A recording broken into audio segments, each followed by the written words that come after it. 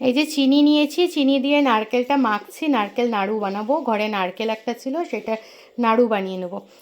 এইটারও একটা গল্প আছে জানেন, মাকে নিয়ে। ঘরে যখন এক্সট্রা নারকেল থাকে, মা এই নারকেল নাড়ু বানাবে।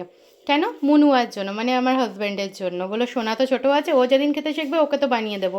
একটু এক্সট্রা কলা থাকলে পরে, মানে ধরুন কলাটা বেশি পেকে গেছে, তখন মা একটু মালপোয়া বানিয়ে রাখবে। কেন?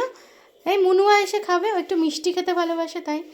তাই আজকাল যে জিনিসটাই হচ্ছে না, সব মা মা মা নিয়েই আছে। মা আমাদের সাথে এমনভাবে লিপ্ত যে মাকে কোনো জায়গা থেকে বাদ দেওয়া হয় না।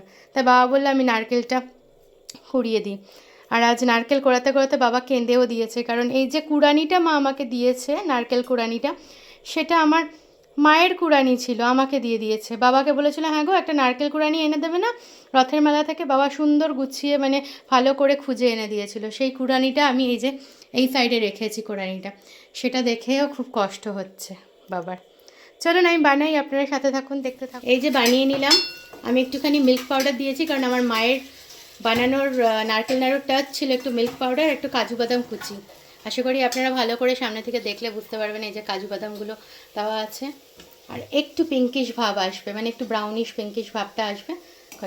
বাস রেডি হয়ে গেছে, এবারে গোল্লা করে নিই। এই যে নাড়ু সুন্দর করে বানিয়ে নেওয়া হয়েছে, আর একটু একটু বাকি আছে, গরম তো। হ্যাঁ, এরপরে ঠান্ডা করে একটা কন্টেনারে ঢুকিয়ে রাখবো। সুন্দর করে কন্টেনারে ঢুকিয়ে দিচ্ছি। এরপরে হাজব্যান্ডকে পাঠাবো ফটো তুলে, আর লোভ দেখাবো, যেই দেখো নাড়ু। এই যে হয়ে গেছে।